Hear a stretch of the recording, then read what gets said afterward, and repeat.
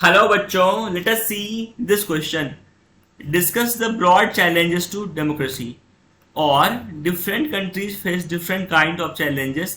Support the statement with suitable examples. Or most of the democracies of the world face the challenge of expansion and challenge of deepening of democracy. Justify statement.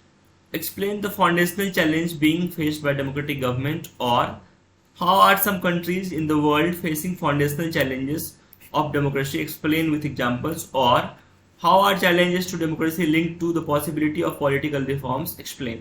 तो हमारे पास देखें तो 5-6 questions दिए गए हैं और इन questions को हम ठीक से देखेंगे तो हम समझेंगे कि सभी क्वेश्चंस एक ही कंसेप्ट पे बात करता है, जो कि हमारा की कंसेप्ट है, चैलेंजेस टू डेमोक्रेसी. पहले क्वेश्चन में बोल रहा है कि डेमोक्रेसी के क्या क्या चैलेंजेस होते हैं, उसको हमें डिस्कस करना है.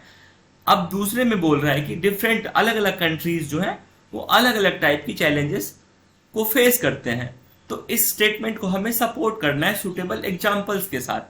Most of the democracies of the world face.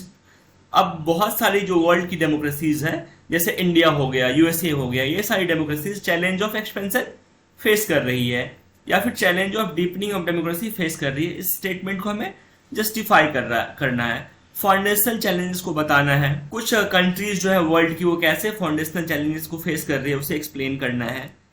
और चैलेंजेस जो है डेमोक्रेसी के लिए, जो चैलेंजेस है वो पॉसिबिलिटी से रिलेटेड होता है, इसको भी हमें एक्सप्लेन करना है. तो now let us see the key concept. So the key concept is challenges to democracy.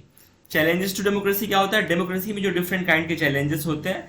जब कोई कंट्री डेमोक्रेटिक कंट्री बनती है तो बहुत सारे सजेशंस आते हैं, उसमें प्रॉब्लम्स आते हैं, उन प्रॉब्लम्स को कैसे सॉल्व किया जाए उसके लिए सजेशंस आते हैं, उसके लिए मीटिंग्स होती है. तो ये सब सारा जो प्रोसेस है वो चैलेंजेस टू डेमोक्रेसी कहलाता है. Now let us see some of the challenges. First is foundational challenge. Now what is foundational challenge? It involves bringing down the non democratic regime, keeping military away from controlling the government and stabilising a sovereign state. In foundational challenge क्या होता है? जब कोई non democratic country democratic country की तरफ move करती है तो बहुत सारे चैलेंजेस को वो फेस करती है. जैसे कि पहले तो नॉन डेमोक्रेटिक रिजीम को ख़त्म करना, मिलिट्री को दूर रखना ताकि वो गवर्नमेंट का कंट्रोल अपने हाथ में ना ले लें, और एक सॉवरेन स्टेट को एस्टैब्लिश करना.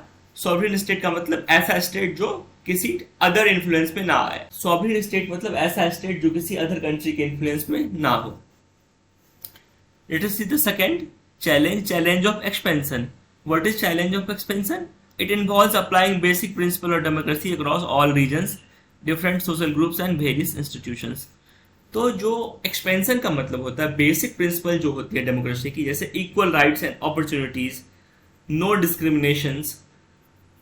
तो इन सब टाइप की जो फंडामेंटल राइट्स थी, ये सब जो राइट्स हैं वो सभी लोगों तक पहुंचाना across all the regions, different social groups and various institutions.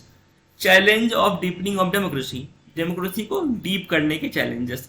This challenge includes strengthening political parties and other institution that promotes democracy. तो डीपनिंग डेमोक्रेसी को हम डीप कैसे करते हैं? तो हम पॉलिटिकल पार्टीज को, पॉलिटिकल इंस्टीट्यूशन को स्ट्रेंथन करेंगे, मजबूत करेंगे, ताकि डेमोक्रेसी को वो प्रमोट करे, अलग अलग लोगों तक ये बात पहुंचे, वो डेमोक्रेसी में पार्टिसिपेट कर सकें. Bringing down the control of rich and influential people in the government.